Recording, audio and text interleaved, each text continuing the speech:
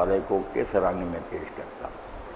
تو مولانا نے کہا کہ دوسرے لوگ جو ہے نا امتیں، انہوں نے اپنے نبیوں کے بارے میں یا تو ان کو اتنا بڑھایا کہ خدا بنا دیا، یا ان کے بارے میں ایسی غلط اور گندی باتیں منسوب کر دیں، زنا، شراب، بدماشیاں، کہ وہ شریف آدمی بھی نہ رہے. افراد تفرید میں امتیں پھنس گئی. یہود نصارہ بھی ایسے ہی ہیں، اور اسی طرح ہندو وغیرہ.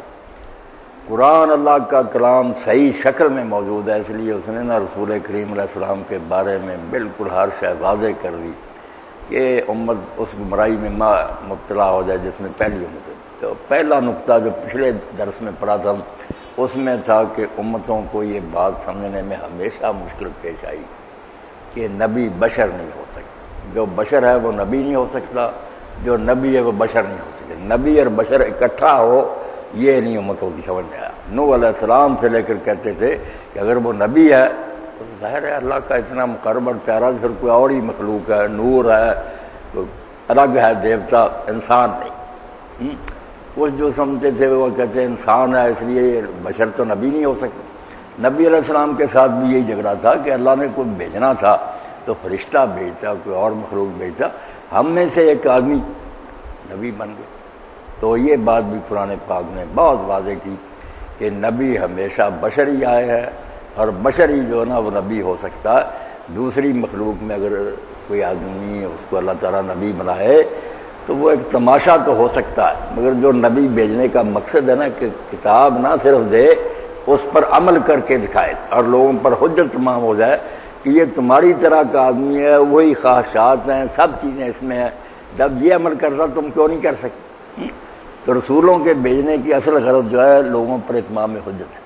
تو دوسری مخلوق ہو تو لوگوں کا تو بہانہ ہوگا کہ وہ نور ہے، اس نے یہ نیکیاں کر لی، ہم سے ہوتی ہے. تو یہ اصل میں نبوت کے سارے کارخانے کو بم سے اڑانے والی بات ہے کہ پہلے قدم پر ہی لوگ کہتے ہیں کیا یار تم کہتے سنت کی پیروی کرو، اسوہ حسنہ ہے رسول اللہ کی زندگی، وہ ہمارے لیے نمونہ ہو سکتی ہے، ہم خاکی وہ نوری.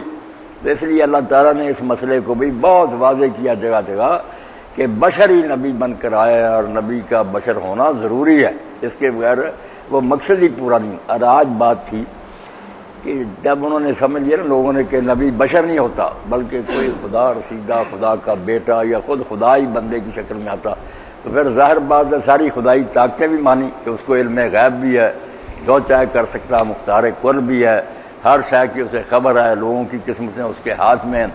تو اس کا بھی رد پڑا. دوسرا نقطہ جو تھا مودودی صاحب نے یہی بیان کیا کہ اللہ تعالیٰ نے صاف صاف کہا کہ رسول بتا دو نہ مجھے علم غیب ہے سوائے اس کے کہ اللہ کوئی بات بتا دے، نہ میرے ہاتھ میں لوگوں کی قسمت ہے کہ میں نفع نقصان پہنچاؤں، بلکہ میری اپنی قسمت بھی میرے ہاتھ میں نہیں، مجھے دکھ سکھ اسی طرح پیش آتے.